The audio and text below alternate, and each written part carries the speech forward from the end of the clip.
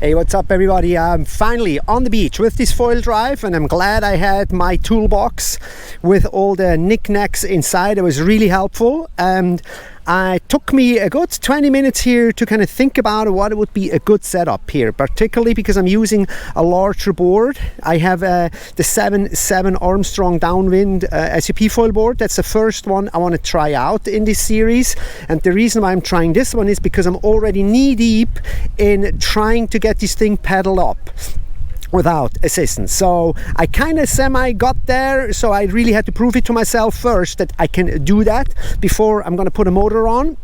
And now we got this motor on, and I hope I did a kind of a halfway good job. It is really kind of tricky here, particularly with the Armstrong. There is a tapered mast, so you can't really go too far down and you can't really go too far up. So there is kind of like this sweet spot. And my tape job here, probably not the best in the world, but I don't think this is really going to matter. I think this stuff can all be neglected if you're asking me. We'll see. I ran the duct tape along the bottom of the board here and then came up and behind, and then I got the battery right here with a cable track, and I had some leftover cable, so I think that should be okay. I didn't do the most beautiful job, but I don't think this is a beauty contest here of who's mounting the battery the nicest. It's got to be practical. So let's just go try this thing out and then mount the trigger on the paddle and then pretend we're doing a downwind, even though it's dead flat out. All right, back on land. Learned a lot here trying to do a flatwater start. Actually not as easy as I thought. Of course, the prop engages and everything is fine, and I'm making speed.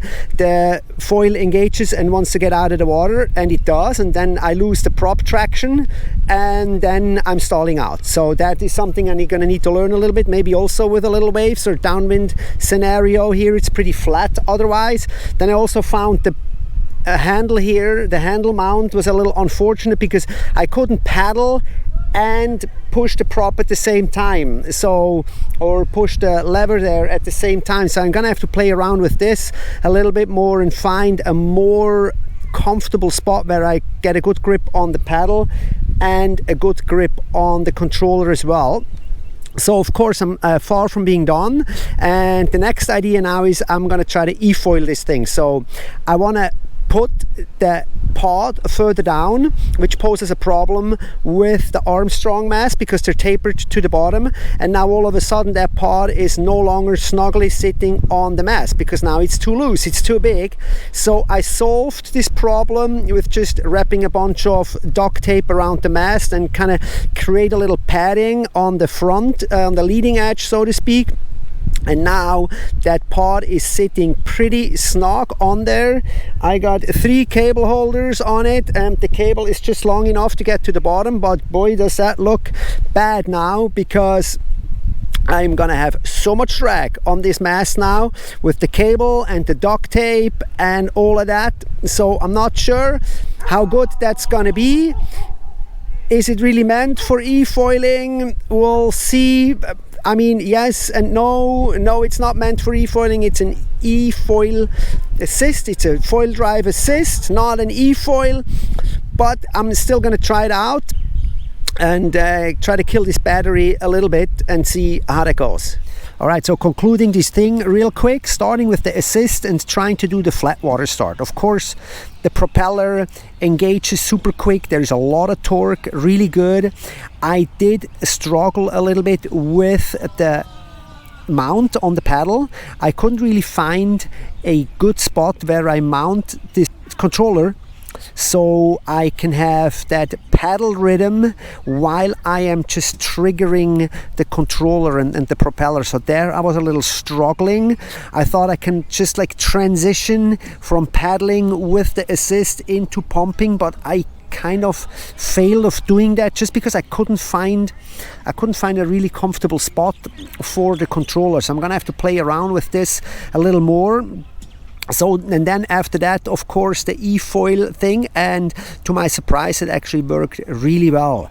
I was definitely concerned with the drag on the mast, because having all that cable running down the mast and all the duct tape everywhere. But you know what? It actually worked much, much better than I anticipated. I mean, it's not as fast as an e-foil and all of that.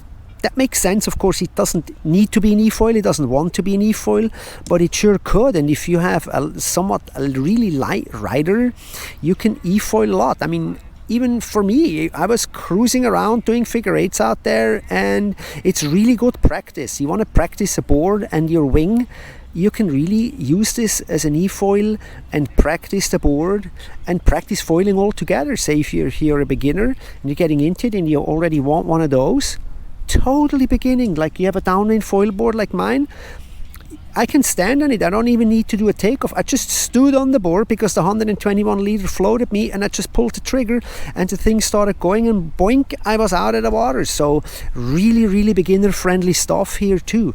So I really can't wait to try this thing in so many more conditions, and there's so many more circumstances and different gear and different foils. It's going to be amazing, and it's going to be amazing to see you guys in the next video.